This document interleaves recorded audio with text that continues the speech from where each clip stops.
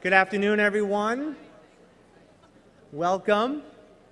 My name is Keith Tebow. I am pleased and honored to be chair of the Board of Directors of the Alliance for Community Media, and I'd like to welcome you all to the 2018 Alliance for Community Media National Conference here in Baltimore. Welcome to you all. I appreciate your attendance. We have a lot that's going to be going on over the next few days. We invite you to partake in everything that's happening. One thing I'd like to do before we get started is I'd like those of you who are first-time attendees to either stand or raise your hand. I know there's a table here. Please, just stand for a moment. Give them a round of applause. First-time attendees at our conference.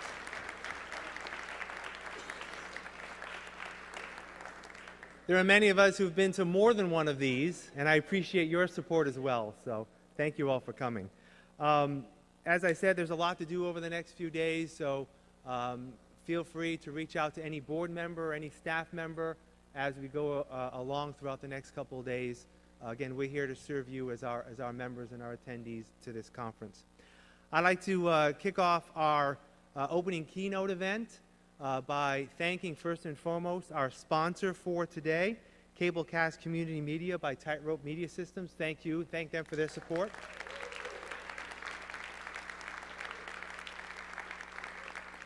And of course, a conference like this cannot be done without a lot of work by a lot of people.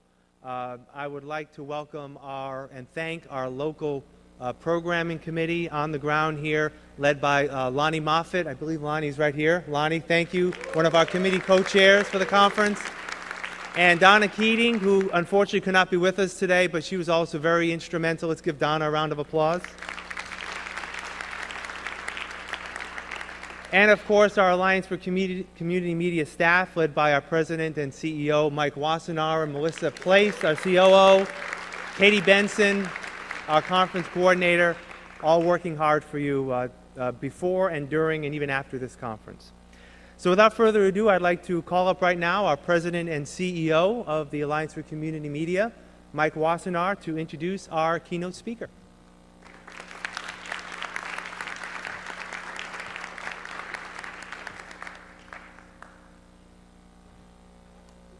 Thank you, Keith, and thank you, everyone, for being here today. It's great to be with you, and I have to tell you, after a bit of a health scare that I had recently, it's great to be anywhere, but especially it's great to be here in Baltimore with everyone here at ACM. So thank you so much for being with us here today. I'm hoping you make the most out of your time here in Baltimore and that this conference helps your practice grow in your community. It helps your organization increase its importance in your town and in your locality. That's really the key message that we're trying to convey through a lot of the work over the course of the next couple of days as we're doing networking and education events here at ACM. We're trying to basically ask you to show a little tirelessness, a little fearlessness in your work so that we can all be more, have more meaning for our communities that here in 2018 need us so much. And I have to emphasize again the fact that you need to actually show some indefatigability, if I can get that right. You have to demonstrate some tirelessness. You have to demonstrate some courage to be able to do that here in 2018. We've faced many challenges. I don't really need to tell you that. I hear that from all of our members and non-members that I talk to on a daily basis across the country. We have changing audiences. We have a fracturing media landscape. We have increased media consolidation that comes with less and less local and less useful content for our communities. More channels, but less meaning. That seems to be the equation for media in 2018. Our communities face a disappearing landscape of local civic information. It's actually forming a crisis in many of our communities that I'm asking all of you to consider stepping up to meet. We're actually seeing that on a daily basis as the newspapers fold and shrink under consolidation. We see that with radio consolidation. We see that with other forms of media consolidation. And you know that. I hear that from you as you tell me about what's happening on Main Street in your communities across the country. People need vital information. And frankly, who, if not us, is there to step up? As I'm here with you today to introduce our keynote speaker, I'm reminded of the last time I talked a little bit about this, and it was while I was receiving the Buskey Leadership Award when I was a volunteer with this organization. And it came on the heels of state franchising and local budget crises that occurred after the 2008 Wall Street crash. I looked around the room in Chicago that day, looking for colleagues who were no longer in the room, for community media centers that had disappeared and winked out of existence, even though the community still needed them, and still need them today.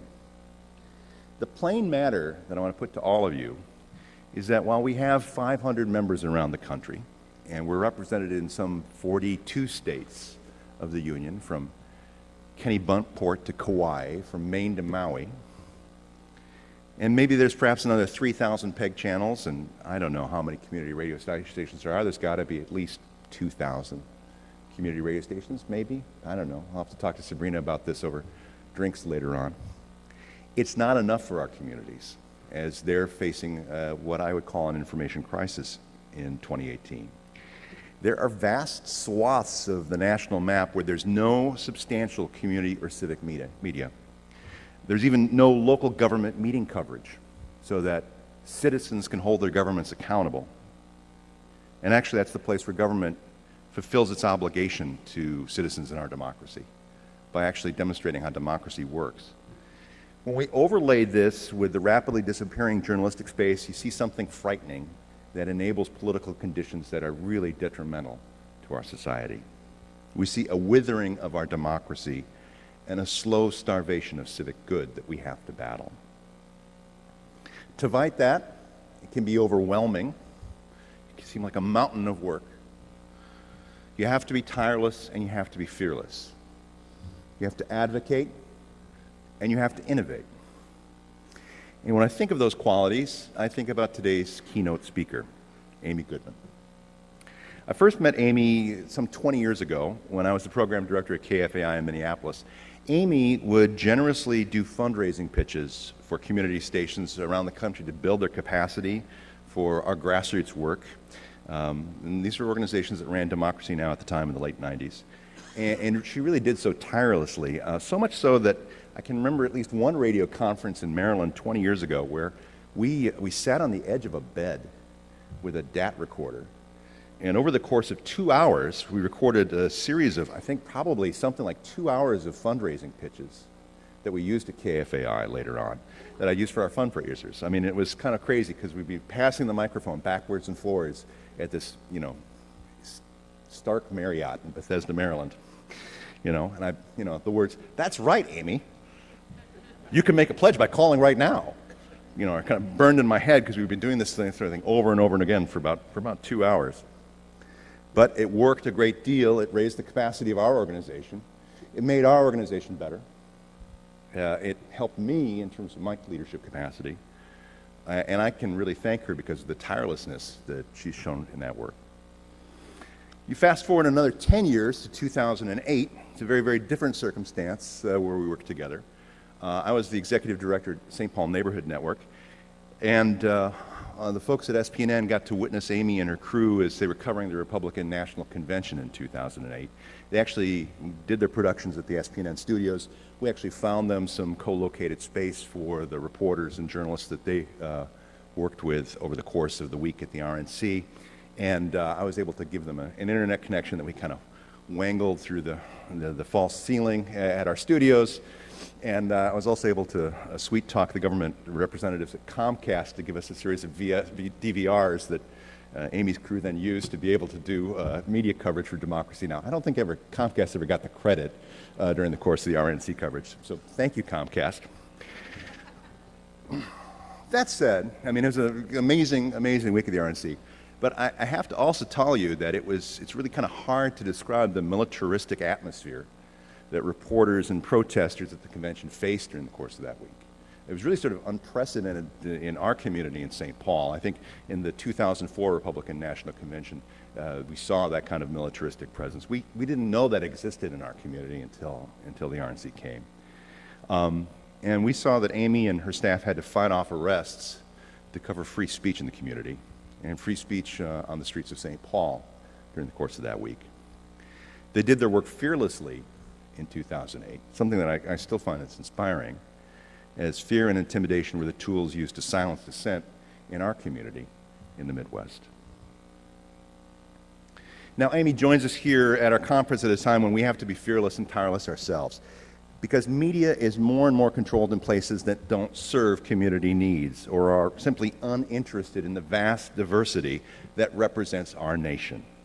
All the places, think of all the places that are not served because of information deserts that have arisen in the last 10 years. All the people who do not see their lives represented in our media system on a daily basis. All the folk who don't see anyone who looks like them. It's up to us to grow media that matters in our communities, and we need to be stepping up. No one else will do it but ourselves. No one else will form alliances with other communities. No one else will build that power to be able to make sure that our nation can fulfill its promise. So who better to join us to kick off our conference in Be More, asking us to consider the importance and urgency of our work to be more and to mean more in the lives of our communities. Please welcome to the stage Amy Goodman.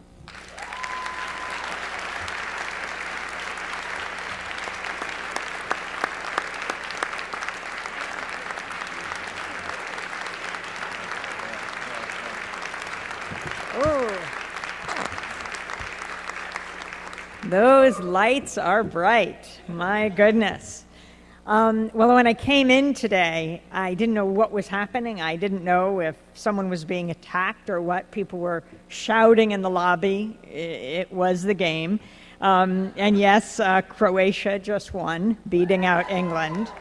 That will affect our broadcast tomorrow. I'm very concerned when these global events affect the technicians and the places we broadcast, because of course tomorrow is when President Trump goes to Britain, and it's very hard for us to reach any technician in any TV studio to have our guest on tomorrow, because they're all watching, and now they'll all be, to say the least, very depressed. But just as I was walking up on the stage, I got a horrible picture. I don't know if you can see it. But it's a picture of a woman with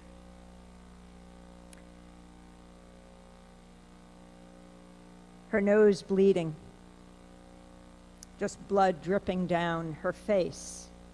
And it says, "An uncomfortable football and British truth. Domestic violence and the World Cup are closely linked, with reported incidents up by 26% if England plays, 38% if England loses, and 11% the next day, win or lose."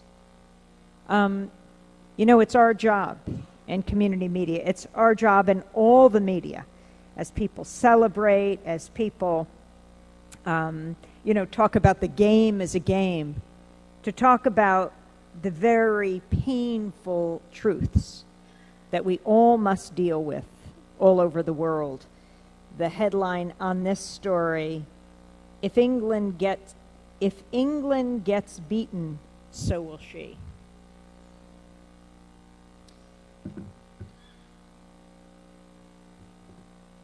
I want to applaud all of you for being here. How important this organization is, and Mike at the helm. How important public access TV, PEG stations are all over the country, giving a sense of place, because all global issues really start locally, and the power is in the grassroots voices in everyone's community who are involved, and hearing those voices rather than the pundits who know so little about so much, explaining the world to us and getting it so wrong that we see every single day on the networks. This place, Baltimore, your theme, Be More. I hope before you leave you get to go to the Frederick Douglass Museum. Yes, Frederick Douglass. This was where he stayed and lived and took shelter. He was born on the eastern shore of Maryland. He was enslaved as a youth and a teenager. And it might not surprise you to know he was a troublesome slave. And so when he grew up, when he was a teenager, he was given to a man known as a slave breaker, Ed Covey, brought to his plantation called Mount Misery. And he was beaten and tortured, but he fought back and he broke away and he went north. And in 1852, Frederick Douglass, who became the leading abolitionist in this country, speaking about something he knew well, having been enslaved himself, was invited to Rochester, New York, to speak before the Women's Anti-Slavery Society. And I don't know how many of you run Democracy Now! On your local stations. Could I see a show of hands? That's beautiful. And I also want to let you know that everyone can. You can run Democracy Now!, our daily, grassroots, global, unembedded, independent, international investigative news hour. You can get it from C-band, from satellite, from the internet, from free speech TV as well. You can get it. We have these a robust server for you can just download the show any which way. We always help stations make it available to you, and I see many friends in the room representing stations all over. Democracy Now! Began 22 years ago as the only daily election show in public broadcasting on 9 community radio stations in 1996. We're going to pack up the day after that election took place. It was the second election of Bill Clinton, but there was more demand for the show after the election than before because we used the election as a way to go from state to state, use the primary system to find out what people were doing in their communities. Most people didn't vote, but I never thought it was because of apathy. I thought, well, what are people doing in their communities? And that's what we were giving voice to. And so the show grew and on radio stations around the country. Then September 11th, 2001, that week, just by chance, Manhattan Neighborhood Network, public access TV in New York, and I hear Tony Riddle rode his bicycle here. Absolutely amazing. Well, he was in charge at the time. And they asked if Democracy Now! Would begin. We were supposed to, slated to run coincidentally that week, but as emergency broadcasts, we started on MNN, and that's started Democracy Now! On television all over the country. As soon as we went on, at the time it was a televised radio show, now it's completely a TV show and a radio show simultaneously. Public access stations around the country asked if they could run Democracy Now! And at the time on video cassette, the FedEx guys would come, they looked like Santa Claus by the end, dragging garbage bags filled with video cassettes. I felt it was critical to get it to stations the next day because it was breaking news. Now, of course, we do it through satellite and through the internet. And that was in 2001. And then NPR stations would ask if they could run Democracy Now! PBS stations would ask if they could run Democracy Now! And now we're broadcasting on 1,400 public television and radio stations around the country and around the world. And any of you are welcome to pick up the show every day. It really builds audience. I come out to stations to do fundraisers all the time. It's the lifeblood of Democracy Now! Is also shoring up independent media. You could write to Angie at democracynow.org, A-N-G-I-E, who has been with us almost since the beginning. Also, by the way, you can sign up for our daily news headlines by sending the word Democracy Now!, one word, no space, to the number 66866. Democracy Now! To 66866 for your own edification, keeping up on news, media alerts. We're also sending around a daily digest on clipboards, and you can sign up there. But it is such a privilege to be with all of you. But as I think about Frederick Douglass giving that speech, those of you who run Democracy Now! Know that on July 4th, every July 4th, we play Frederick Douglass's speech, read by James Earl Jones. And we think about what he says and how it resonates today. Frederick Douglass looked out on the audience in Rochester and said, "Fellow citizens, pardon me, allow me to ask, why am I called upon to speak here today? What have I or those I represent to do with your national independence? Are the great principles of political freedom and of natural justice embodied in that Declaration of Independence extended to us?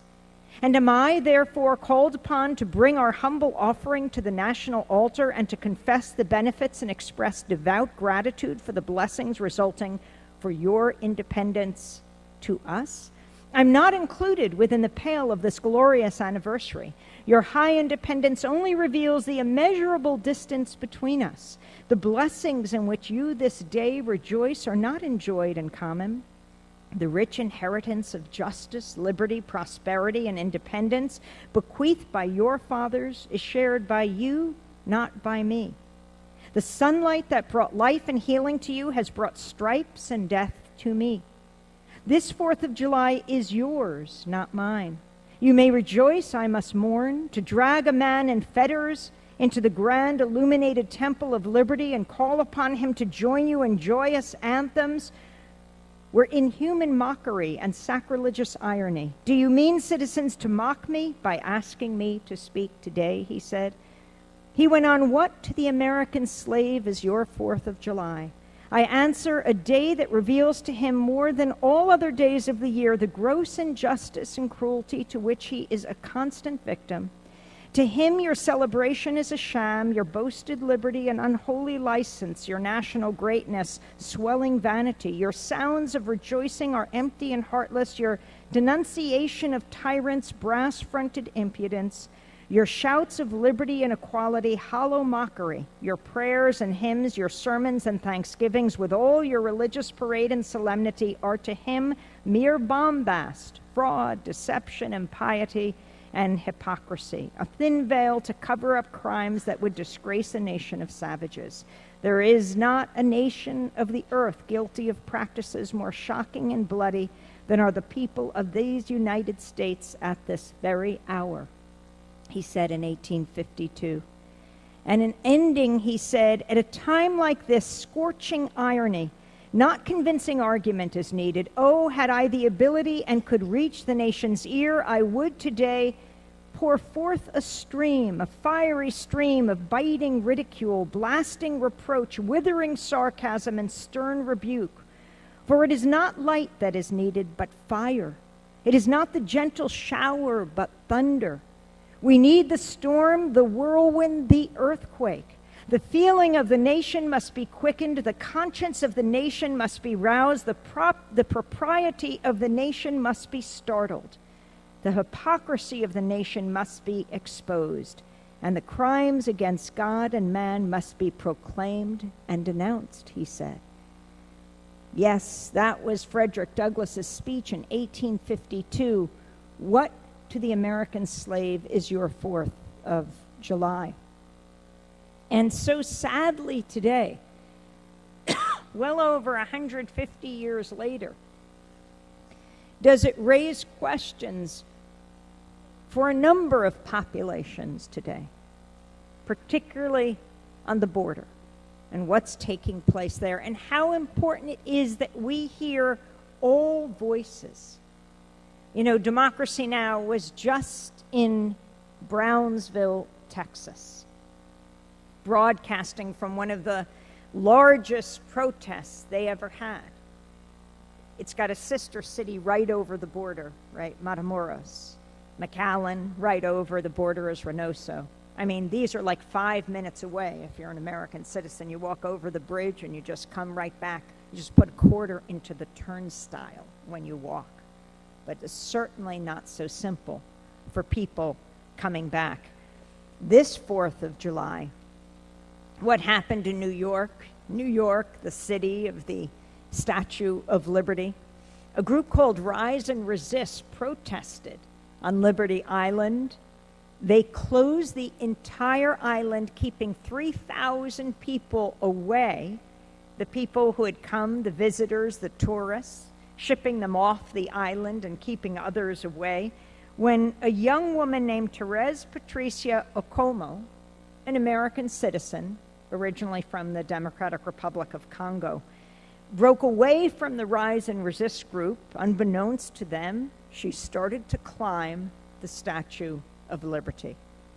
And she quoted the First Lady that she so admired, Michelle Obama. And she said,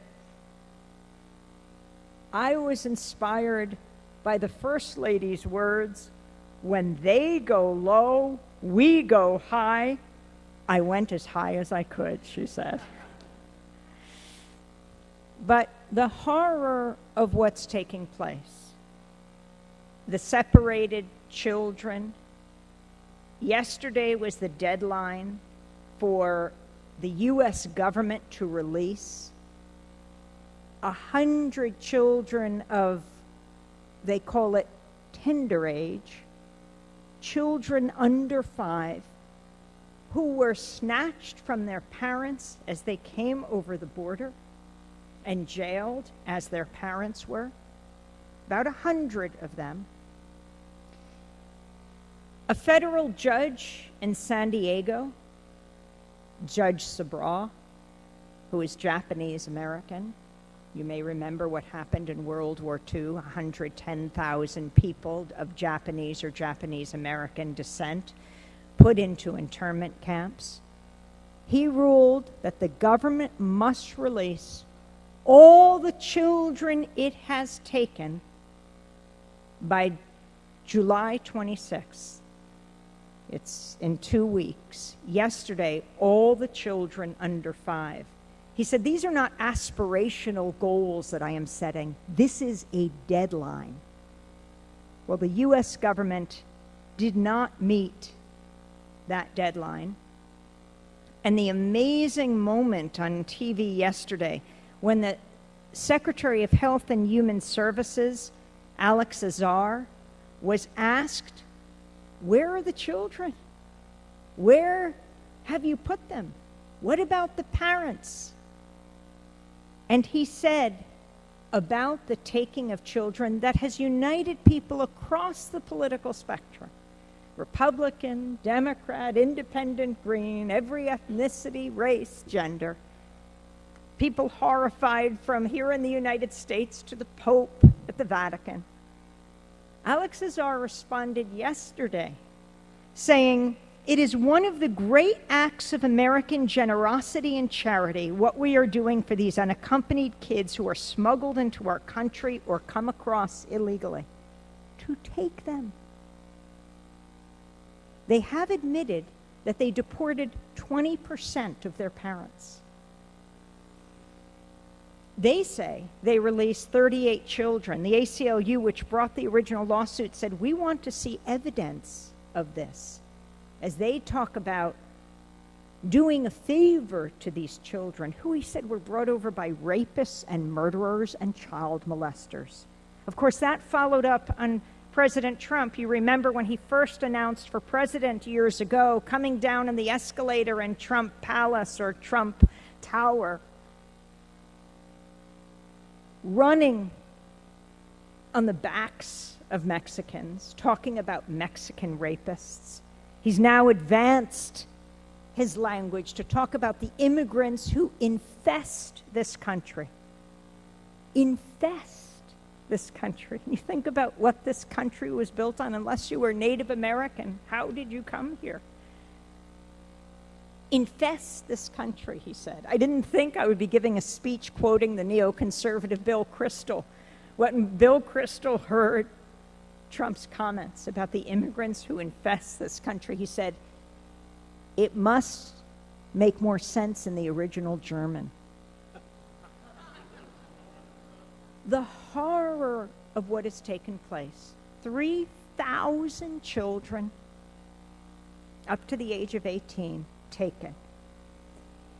So we went down to Brownsville to investigate, the Democracy Now! Team. And you saw this across your TV screens if you run Democracy Now! We talked to the people there. Now, when we took our plane down to Brownsville, you know, you hate to be caught at the gate with your little rolly and they say, "Nope, it's not going to fit in the overhead." And they take it at the gate. But you know what happens when they take it? No matter how annoyed we are, they give you a receipt. Tag, so you can get it back at the other end. They didn't even dignify immigrants who are fleeing horrors in their own country, like Honduras and Guatemala, El Salvador, by giving them a receipt for their children. There wasn't even that. Some of these parents were told their children were being taken so that they could be bathed. Not even a receipt.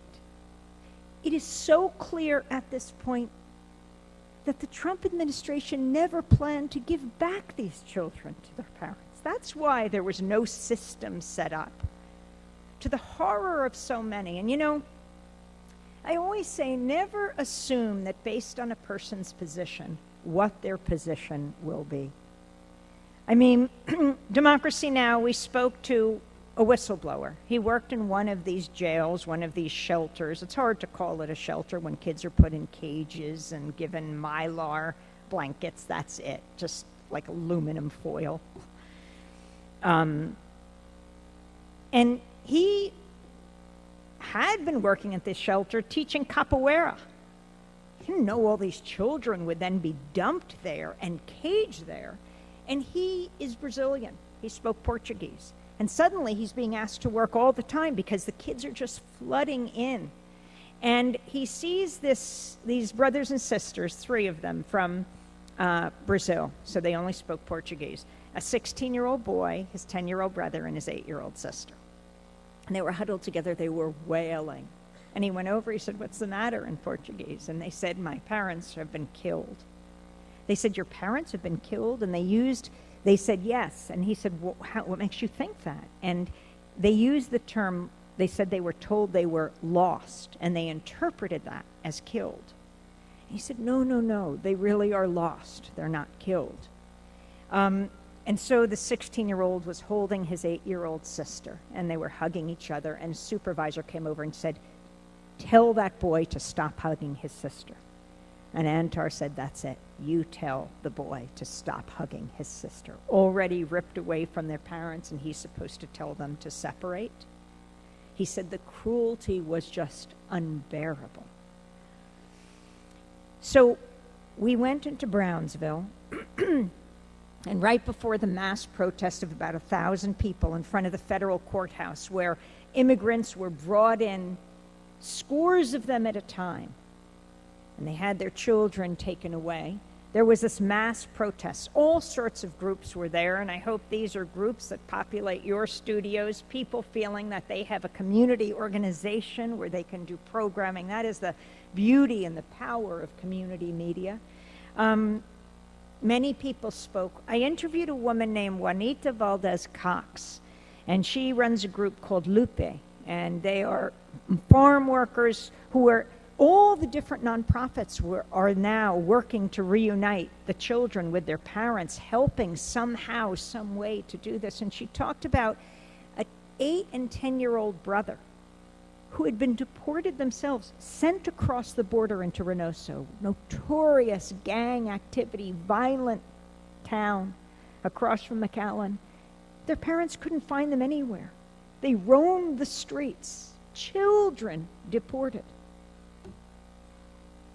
And then today we brought you a story from Loimi, from a Houston Chronicle reporter, Loimi Creel, who had just been in a Brownsville courtroom last week, where a Salvadoran woman was brought forward weeping. Her children taken away from her. She had 4 children. She was fleeing. She had been raped by 2 police officers. She came into the United States. She was appealing for political asylum. It's what we represent. It's absolutely legal. She had 4 children. The youngest one was breastfeeding. And they took them all away. And to this day, Loimi doesn't think that they have been reunited. And so we went to investigate. And we brought all the TV audiences with us by bringing our cameras, the amazing Democracy Now! Team. And we went over the border. We walked from Brownsville to Matamoros and back. For us, it was easy. And you know, President Trump has said, why can't they do it legally? Why can't they come over the legal ports of entry? That does resonate with many people. If you want to do it, you have to do it according to law and order. And so we came back over the border into the United States, and there the people are lined up, like the Guatemalan mother, 21 years old, with her 2-year-old daughter. She'd been waiting for 4 days over the new bridge and the old bridge going into the United States. She was doing it legally, just like they told her. It was over 100 degrees. And she was told America was full. This is against the law. This is against the law. So they say do it legally. People are so desperate, they go to the legal places and they are turned back. So they end up in desperation turning to the coyotes. And the only way they will do this is if they face worse violence at home. They can drown going over the Rio Grande. Who knows what violence they face? And it's important to hear their stories, is what Democracy Now! Does. Bringing you the stories, telling the stories of people who can't tell their own when they can't. But most importantly, providing a forum for people to speak for themselves. And what does that do? What do all of your stations do? I mean, the power of hearing someone speak. It reminds me of, we originally started on 5 stations on the Pacifica Radio Network, which was founded back in 1949 in Berkeley, California. KPFA, the first station in 1949 after World War II. A man named Lou Hill, who was a war resister, a conscientious objector, came out of the detention camps and said there's got to be a media outlet not run by corporations that profit from war, but run by journalists and artists. So Pacifica was born, KPFA, the first station. Or as George Gerbner said, late dean of the Annenberg School of Communications at the University of Pennsylvania, not run by corporations that have nothing to tell and everything to sell, that are raising our children today. And so KPFA was born in Berkeley, 49, KPFK in Los Angeles, 59, 1960, my station in New York, WBAI, and WPFW in Washington, D.C., 1977, KPFT in Houston, 1970. KPFT in Houston, which is just down the road from Houston Media Source, another public access TV station that runs Democracy Now! KPFT in Houston is the only radio station in the country whose transmitter was blown up. It went on the air in 1970 in the spring, and a few weeks later, the Ku Klux Klan strapped dynamite to the base of the transmitter and blew it to smithereens. Right in the middle of Arlo Guthrie singing Alice's Restaurant, which I thought was a good song.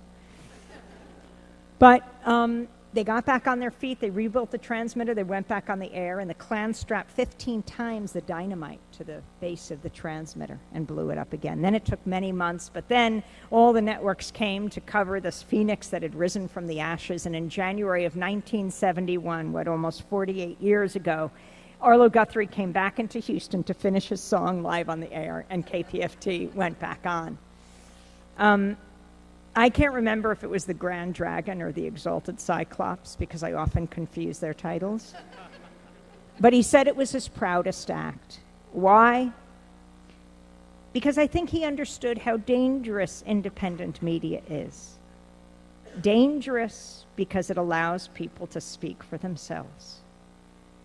And when you hear someone speaking from their own experience, like the Guatemalan mother holding her 2-year-old baby, or an aunt in Iraq, a child in Yemen whose family blown up in perhaps a U.S. drone strike, whether it's a Palestinian child or an Israeli grandmother, when you hear someone speaking from their own experience, it changes you.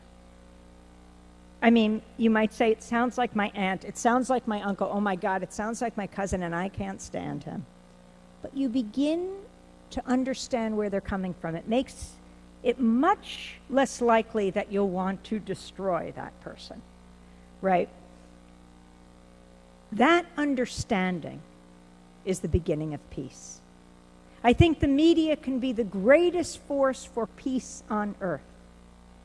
Instead, all too often, it's wielded as a weapon of war, which is why we have to take the media back, which is what I think all of you are doing here, and why I think what you engage in your communities is such a noble act to open up your stations to the community so people can speak to each other who normally perhaps wouldn't know each other.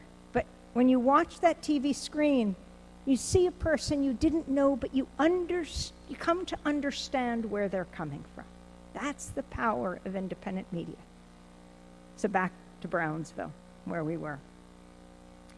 We brought our viewers on that journey and our listeners to Brownsville, to Matamoros, and back.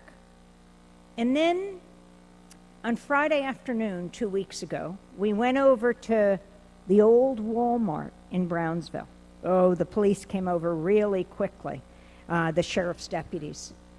They said, you don't come on this property. It's an old Walmart where 1,400 children are caged inside.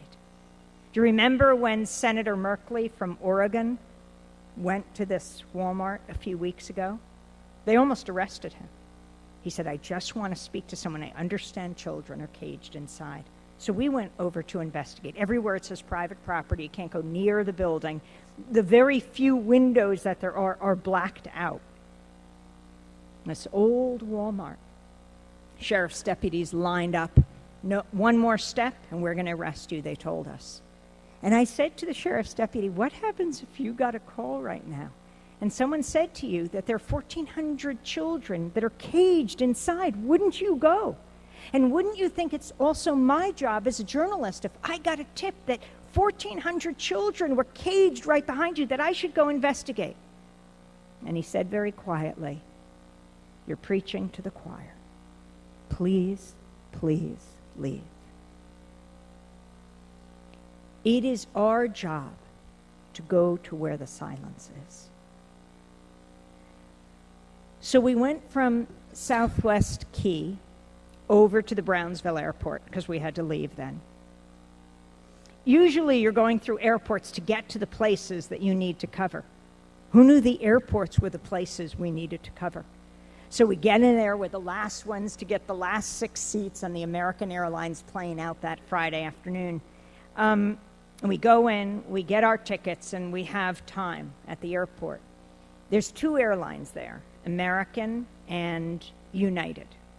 United is refusing to take separated children anywhere. They won't fly them, they say. I wanted to see if I could find the quote of the CEO named Munoz. You may remember who he is, but they said, we will not engage in this. We will not fly separated children. American does. I went to talk to the American Airlines folks. They said, we really can't talk. We can't talk about politics here. And we went over to the cafe to get a taco as we were waiting.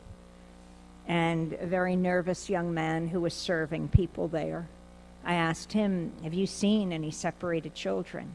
He said, yes, of course. I said, would you mind if we filmed you? Our cameras were out on the table. And he said, no.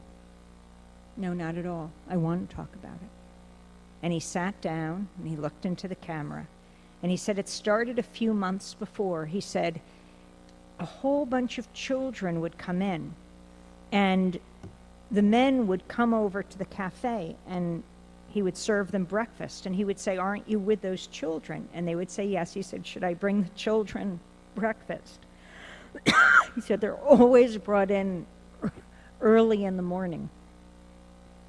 And they said, no, they can't have breakfast. And at first he thought they were classes of kids. He did notice they were wearing the same thing. And then he understood as he followed the news, these are the separated children. And they were flying them through the airport.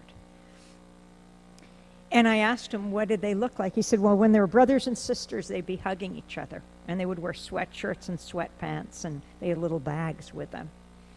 And so then we went over, through TSA to go to our gate. And quietly, one of the TSA agents said to us, they could see that we were reporters, 2 UMs over there, 2 UMs over there. UMs? Unaccompanied minors. And then we saw 2 young men with black sweatshirts, brand new. That's the telltale sign. And they've got a minder with them, a woman. And one of my colleagues, Laura Gottesdiener, producer at Democracy Now!, as he went into the bathroom, one of the kids, she walked up to him. She speaks Spanish, and she said to him quickly, "Where are you headed?" He said, "To Florida." He said he was at Southwest Key for the last 3, that's the old Walmart, for the last 3 months. Many, many children were being brought in there. And we asked the minder if we could continue to talk to them. She said, "Get away." She was angry. She said she worked for Southwest Key. We all got on the flight and we flew to Dallas. And then we went over to gate, what was it, B13, where we were going to get our flight to Newark. And everyone was wasted 2 days of no sleep, producing all night for the show in the morning. And everyone was sort of sprawled out on a set of chairs that were facing each other. And I got some tickets and I came over and I saw our crew. And then right next to them, all these children. Oh, they look 6, 7, 8, 9, 10. An older gentleman who looked like Santa Claus speaking to them quickly in Spanish, and a younger woman speaking to them. And I looked down, their shoes, all the same, brand new slip-on sneakers. They were getting smarter now. They weren't all wearing the exact same thing. Laura got up and she went over to the sign to look at the Newark sign. She said to the oldest girl, "Where are you headed?" She said, I don't know. Immediately the man jumped up. He was wearing ID. He said, "Get away from those children. I'm a social worker. You're to get away from them now." And she said, "Well, can you tell me where you're taking them?"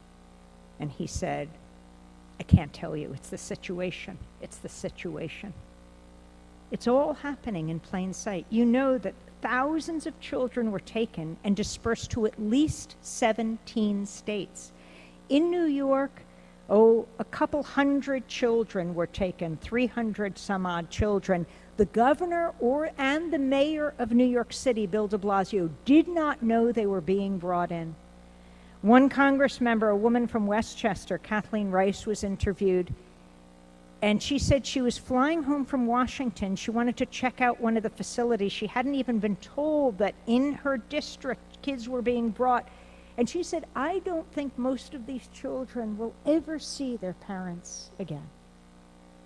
It is so important that we tell this story, and that when possible, the people involved in these stories tell their stories themselves. People want to talk, like the waiter. I asked him, "Why are you speaking? You could lose your job." He said, "I have twin brother and sister. They're 13 years old." And he said, "That's all I could think of when I see these kids every week. Why do they bring them so early in the morning?" he said. The dignity it gives to someone to describe their experience, to say something about something they feel that is wrong. That's the power of what all of you do, is you provide that forum, and that increases the conversation that we all have to have. Everyone in every walk of life is involved. We had on a woman named Dana Sinopoli. She's a psychologist in Philadelphia. She was so moved by what she saw that she wrote a letter. It was now been signed by well over 13,000 mental health professionals. Hundreds of mental health organizations have signed on. In this letter, she said, to try and argue that this policy of ripping children from their parents at the border is somehow different from the systematic traumatization of children during the times of slavery, forced assimilation, and the Holocaust is to disregard history. To somehow convince ourselves that this systematic traumatization of children has no bearing on the lives of these children and no impact on the legacy of our country is to be living in an alternate universe. And to not care about the impact these policies have on these children is to succumb to the worst potential of humanity. just posted it, and thousands of thousands and thousands of mental health professionals signed on. And in the midst of all of this, we invited Michael Benedon. You know who Michael Bennett is? Yeah, the star NFL player, the Seattle Seahawk, who just left the Seattle Seahawks and is now going to be an Eagle in Philadelphia. And you all know right by Philadelphia how important the Eagles are to Philadelphia. So they won the Super Bowl this year, and President Trump disinvited them from the White House and continues to go after these football players who take a stand by taking a knee. The NFL owners, I think it's appropriate, they're called owners, right? The majority, billionaires, overwhelmingly white men, made a decision recently that teams where players kneel will be fined. They can stay in the locker room, but they can't kneel on the field. And I thought about Michael Bennett at that time. Michael Bennett, who Time magazine had Michael Bennett, Colin Kaepernick, and Dr. Martin Luther King in the middle, all kneeling. So the Seattle Seahawks, I think, are the kneelingest football team. And the Philadelphia Eagles, no one has kneeled, but they are politically active. That's who he's joining. Michael was hardly on any national broadcast, but he came on Democracy Now! His book just came out, Things That Make White People Uncomfortable. And he sat in the studio with me and Juan Gonzalez, the great journalist who co-hosts Democracy Now! With me. And he talked about things that make white people uncomfortable. He's joining some powerful players, like Malcolm Jenkins. Malcolm Jenkins didn't kneel. He put up his fist.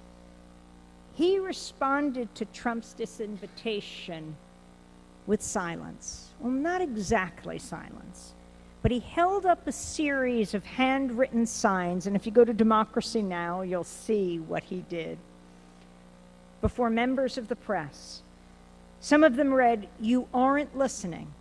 And then the press kept asking questions, and he put up another sign, "More than 60% of people in prison are people of color." And then he put up another sign, "Any given night, 500,000 sit in jail. Convicted? No. Too poor? Yes. Hashtag end cash bail."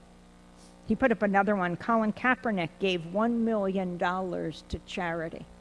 And another one. In 2018, 439 people shot and killed by police thus far. I think the number is maybe over 500 at this point this year.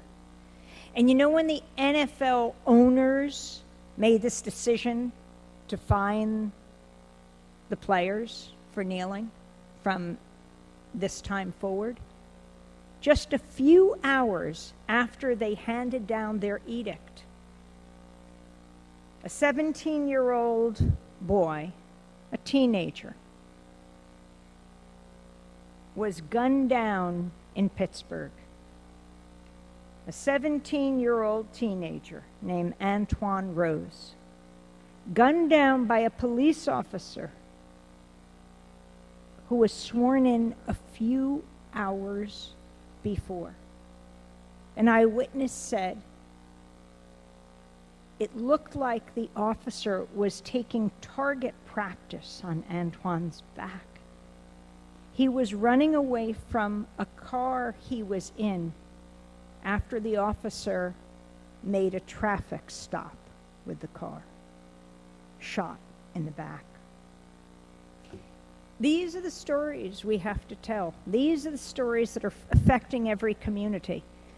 And people are organizing all over the country. That resistance is the hope. And I really see media as that oasis of dissent that will save us. You know, as late as this past week, President Trump has called the media the enemy of the people, which puts a target on media workers all over this country. When the 5 media workers were just gunned down in Annapolis, reporters asked President Trump as he walked across the lawn, did he have something to say? He could have said something as simple, our hearts are with the families of the gunned down journalists. He wouldn't even say that. He's extremely serious, and this attack on the media has changed the corporate media as well. I mean, a lot of times they sound like Democracy Now, right? You hear them saying the media is essential to the functioning of a democratic society.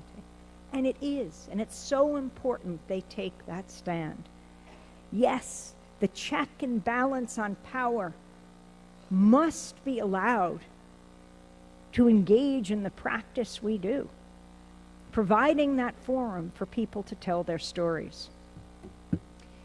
And before I go, I wanted to tell one other story about what's taken place in the last year. It was in 2016, so it was a little more than a year ago. But how many of you know about the standoff at Standing Rock? Probably many of you. But what a privilege it was to be able to go to the Standing Rock Sioux Reservation in North Dakota, to see this epic struggle play out, and to be able to broadcast it all over this country and around the world. We went to Standing Rock, my colleagues Dennis Moynihan, Laura Gottesdiener, and John Hamilton. We went there on Labor Day weekend of 2016. It was at the height of the presidential election. We were late to it. I mean, we were reporting on it before, but not there on the ground. April 1st, 2016, LaDonna Brave Ballard, the unofficial historian of the Standing Rock Sioux, opened up her property along the Cannonball River to the resistance. What was the resistance? Well, she was saying anyone who would come and resist the building of the Dakota Access Pipeline, she said, was welcome on her property. So people started to come, pitch teepees and tents on her property. She thought a couple dozen people would come and she would host them. It went from dozens to scores of people to hundreds to thousands of people. Resistance camps were set up all over the area. It was the largest unification of Native American tribes and First Nations from Canada and Latin America that this country has seen in decades. It was astounding, the response. And they were responding to what they called the Black Snake, DAPL, the Dakota Access Pipeline, that would be dug under the Missouri River, the longest river in North America, and they were concerned that it would pollute the water downstream of something like 17 million people. Not just Native American, everyone. They didn't call themselves protesters, they called themselves water protectors. And they gathered, and they spoke out. And they weren't different from most other North Dakotans. You know, the people of Bismarck, the capital, they didn't want the Dakota Access Pipeline there, and so it wasn't built there. The people of Mandan, where the courthouse and the prison is in North Dakota, they didn't want it, wasn't built there. The Native Americans weren't so lucky. And so we went there that Labor Day weekend to film, to see what was happening, and the protests were remarkable. They'd start with a water ceremony on these back rural roads of North Dakota. Older women in traditional garb, Native American garb, kids, men. They would start with this water ceremony and they would hold up a glass of water and they would be confronted by a fully militarized sheriff's department. Their neighbors. And they would say, this water is for you, not just for us. It's for your children, not just for ours. And you know that scene of a militarized police department. Mike described it in St. Paul during the conventions. You all know it from Ferguson, Missouri. The corporate media did go there, and that was very important. When corporate media journalists are tear gassed, they let you know about it. And that was horrific. You remember, it was 2015. Michael Brown, the teenage boy just graduated from high school, going on to college. It was August 9th, 2015.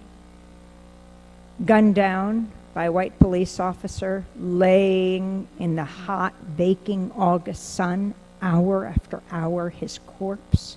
The whole community rose up, and they were met by this fully militarized, police departments of suburban St. Louis. It is amazing what's happening in this country. Some of the most eloquent people to speak out against this militarization are former police chiefs, and sometimes current police chiefs, but people like Norm Stamper. And we started broadcasting Democracy Now! On television intermittently way back in 1999 at the Battle of Seattle. You may remember it, protests against the World Trade Organization. Norm Stamper was the police chief in charge. He met the protesters with so much tear gas, they had to fly out to other states to get more. It was a virtual police riot. It was astounding.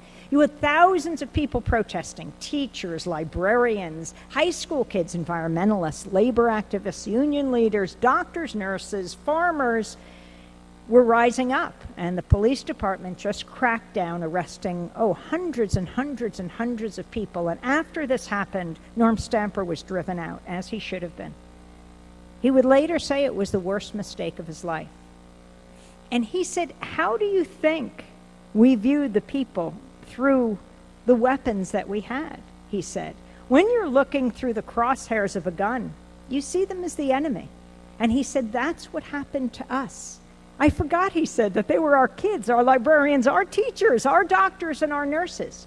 And he now eloquently speaks out against the militarization of police. But that's what we saw on the back roads of North Dakota. And we filmed this, and then it was Saturday of that Labor Day weekend. We followed a group of people who were planting their native flags in an area that they called their tribal burial ground. So we were filming, and then we saw the bulldozers. They did not expect on this holiday weekend that the DAPL bulldozers would be operating, but there they were, and they were digging up, excavating the property. This was the contested property. A judge was going to rule a few days later. And he had asked the tribe, if you say this is your sacred burial ground, prove it to me. Give me a map. And they did. And then the judge, as judges do, had to give it to the other side. And the people felt that the other side took it. And even though the bulldozers had been way down the road, they felt they leapfrogged them up to this site, specifically because they'd mapped it out so that they would change the facts on the ground before the judge ruled, and this just infuriated them. And so the people came, little girls, women, they came onto the property, and they stood in front of the bulldozers, and they said no. They said back up. And it was terrifying, because these are vast, earth-crushing machines. How dangerous this was. But the people just kept walking forward. And the bulldozers did pull back, one after another, and we're just filming this. And the bulldozers, 1, 2, 3, 4, 5, 6, are moving back, and the people are moving forward. And at the resistance camps, they heard about what's happening, and they came forward. There were hundreds of people. The bulldozers pulled back, and it was then that the Dakota Access Pipeline guards unleashed attack dogs on the Native Americans. We just kept our cameras rolling. It was horrifying. And the dogs would bite the Native Americans. In fact, the guards would throw them into the crowd. I am a dog lover, so this was horrifying to see. But when the dogs would be thrown into the crowd, they would have to bite their way out. They were scared too, but they were trained as attack dogs. Maybe I just anthropomorphized them and said they were scared. And they bit. And the people were bitten, they were bruised, they were bleeding. We filmed a dog with his nose and mouth dripping with blood, with human blood. And then the people kept on walking forward. The guards finally took their dogs, went into their pickup trucks and their cars, and the bulldozers pulled back, and the people prevailed. Bitten, beaten, maced, ridiculously high price, but they prevailed on that day. We took that film. We had interviewed people like Winona LaDuke of the White Earth Reservation in Minnesota, right? She said, Governor Dalrymple, the governor at the time of North Dakota, you are not George Wallace. This is not 1965 Alabama. We are through.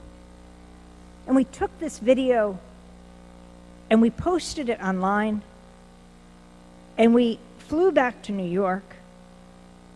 Within 48 hours, there were 14 million views of this video. You know, I'm sometimes invited onto CNN and MSNBC to talk about various issues, and I talk to the hosts, and they say that the executives say you can't talk about climate change, right? That it's going to make people's eyes glaze over. I think this showed the lie. People care. You know, what were the Native Americans fighting for? Sustainability of the planet. Talking about how we will, if we don't fight this together, we will all go down. 14 million views. Any corporate executive of a network would drool to get that number in that brief amount of time. And so we came back to New York. We continued to cover the issue, and the judge was going to rule on Friday. On Thursday, the governor called out the National Guard. It did not look good for the tribe. Oh, and then the authorities also issued an arrest warrant for me. I didn't know it at the time. The next day, Friday, we did our show, and Nermeen Sheikh and I went up to the Toronto International Film Festival. We were invited there because there was a new film out on the great muckraking journalist I.F. Stone. And it talked about his history. You know, he was the one who said, teaching young journalism students, if you can remember 2 words, remember governments lie. If you can remember 3 words, remember all governments lie. And so it was a film, and that's the name of the film, All Governments Lie. And it talked about the news organizations that are following in I.F. Stone's footsteps, like Democracy Now! So they asked us to come up. So we weren't going to Canada, we weren't fleeing. We really were invited to speak that day. And I spoke after the film. I thought it was important to go to, because people in Canada care about First Nations. We just left North Dakota to share our eyewitness accounts. The next day I was at the University of Toronto, and about this number of people were there and giving a talk about what had happened. And I see on my phone, it says, you're under arrest. And I had no idea what was going on. I hadn't heard about any arrest warrant. And I thought, is this some kind of, did someone in the audience, is this like some scam? Is this a way to say, wrap up? I have no idea. And don't worry, I will in a few minutes. And then I saw it was a North Dakota number. And I knew it wasn't a joke. And it's not as if there's a arrest warrant for you, you immediately get arrested. I mean, but if you have interaction with FBI police or border guards and there's an arrest warrant for you, you will be taken. And I was in Canada and I had to go over the border. So I thought I might not say something at this moment. So I just said, could someone call me a cab? And I raced to the airport. I thought if I can get home before the arrest warrant goes into the system, if in fact this is true, and I did get home, and it was true. I didn't take it personally. I really thought the authorities were sending a message to all reporters, do not go to North Dakota, which is exactly why we had to go. And I also wanted to send a message to young reporters. This epic struggle, if you feel you're going to be arrested, you don't have the resources or the institutional backing to end up in jail, that you have to call the bluff of the authorities at a time like this, than when they want to stop the coverage of these kind of historic moments. So we went back to North Dakota a few weeks later, and as we flew into Bismarck, I got word the authorities were dropping the arrest, quashing the arrest warrant. Oh, except they would bring more serious charges against me. Riot? We were just filming. Like I'm a one-woman riot? And so I called my North Dakota lawyer, not that I had one before, and I said, what does this mean? What do I face? And he said, it's not the worst thing in the world, maybe a year in jail. A year in jail? So this was a Friday. I said, well, what's the next step? And he said, you'll be arraigned on Monday at 1:30, which gave us 2.5 days to cover the protest. That was good. But we put out a press release. I asked, is this automatic? He said, absolutely. I said, what's the judge's name? He said, no, this is rubber stamp. They use their discretion after, not at this time. They'll rubber stamp for the arraignment. I said, no, when I hear the word judge, I think discretion. That judge can decide whether or not to even have me arraigned. So we put out a press release. We named the judge, said he would be deciding. All the media started to pay attention. And on Monday morning, the show must go on, 7 o'clock North Dakota time. Dennis Moynihan called a truck from Minneapolis, a satellite truck. We broadcast from across from the prison and the courthouse, so I could turn myself in right after. And we interviewed the chairman of the Standing Rock Sioux, Dave Archambault. I said, have you ever been arrested? And he said, yes, for civil disobedience just months ago.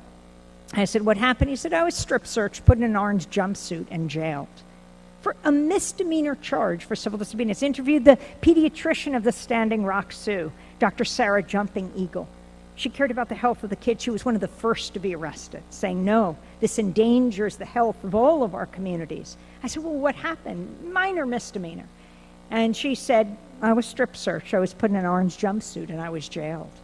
I mean, how much humiliation can a people take? So we broadcast the show that day. And as the hours went by and I had to turn myself in, more and more people came to show solidarity. All the media was covering this. It was the homepage of BBC, New York Times, Los Angeles Times, Al Jazeera. Vogue magazine was covering this. And right before 1:30, I got a call from North Dakota Public Radio.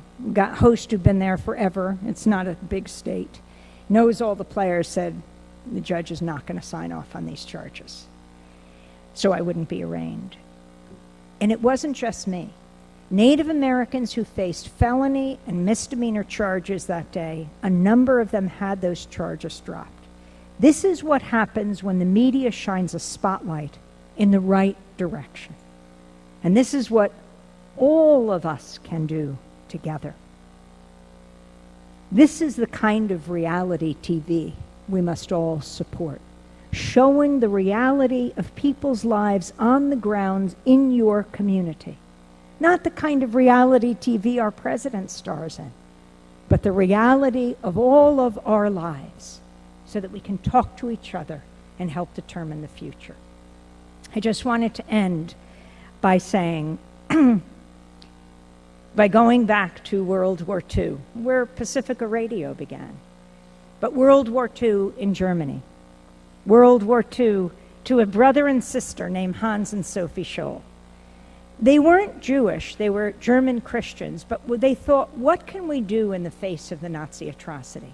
And together, Hans was a medical student, Sophie was an undergraduate, and together with their professor and other students, they formed the White Rose Collective, and they thought, well, at least we could get out information. And they published a series of pamphlets, 6 in all, and on one of them were written the words, "We will not be silent." I think of each of these pamphlets as a public access station somewhere in the country. We will not be silent. And they would get these pamphlets out anywhere they could, drop them from a school balcony, from a schoolyard, into an alleyway in the middle of the night, in a courtyard, in a marketplace, in the evening, under cover of darkness. But then they were captured. Hans and Sophie and their professor. They were charged, they were tried, they were convicted, and they were beheaded. But that philosophy, that motto, should be the Hippocratic oath of the media today, should be the Hippocratic oath of us all today. We will not be silent. Democracy Now!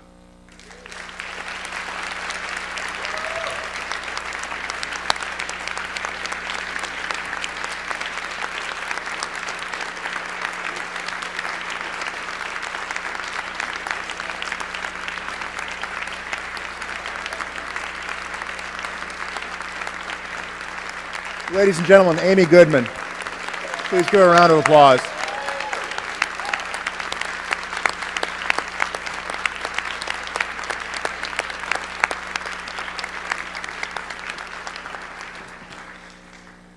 Wow. It's kind of hard to follow that.